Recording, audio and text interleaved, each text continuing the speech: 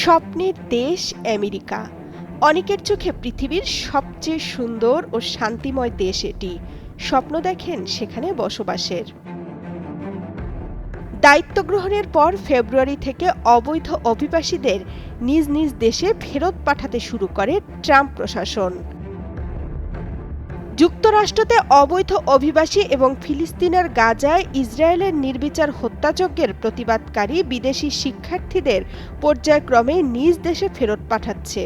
বিভিন্ন দেশ বিশেষ করে ভারতীয় নাগরিকদের হাতকড়া পরিয়ে সামরিক বিমান বোঝাই করে পাঠানোর ঘটনা গণমাধ্যমে এলে শুরু হয় আলোচনা সমালোচনা।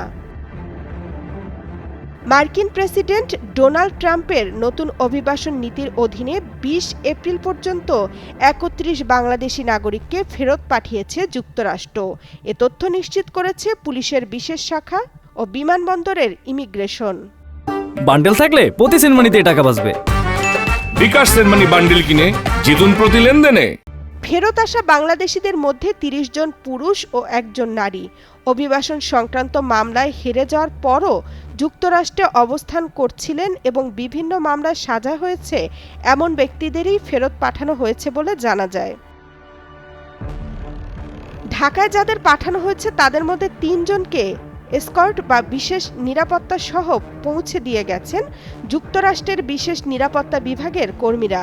বাকি বাংলাদেশিদের সাধারণ যাত্রীর মতো পাঠানো হয়েছে। ১৯ এপ্রিল দুপুরে একটি চার্টার্ড ফ্লাইটে ঢাকায় পাঠানো হয় ৫ বাংলাদেশিকে। ফ্লাইটটি একই ধরনের যাত্রী নিয়ে নেপাল হয়ে বাংলাদেশে আসে, তবে হাতকড়া পরানো বা তাদের সাথে কোনো বাজে ব্যবহার করা হয়নি। যুক্তরাষ্ট্রে কত বাংলাদেশি অবৈধ হয়ে পড়েছেন তার কোনো সুনির্দিষ্ট সংখ্যা এখনও জানতে পারেনি সরকার। কেউ অবৈধ হিসেবে চিহ্নিত হলে যথাযথ প্রক্রিয়া অনুসরণ করে চূড়ান্ত ব্যবস্থা নেওয়া হয়। এদিকে ভিসা জালিয়াতিতে জড়িতদের আজীবনের জন্য যুক্তরাষ্ট্রে প্রবেশ নিষিদ্ধ করা হবে বলে জানিয়েছে ট্রাম্প প্রশাসন। ২১ এপ্রিল ঢাকার মার্কিন দূতাবাস এক বার্তায় এ তথ্য জানিয়েছে। বার্তায় বলা হয়েছে, যুক্তরাষ্ট্র সরকার বিভিন্ন সংস্থার সমন্বয়ে ভিসা জালিয়াতি প্রতিরোধ এবং অবৈধ অভিবাসন বন্ধ করবে।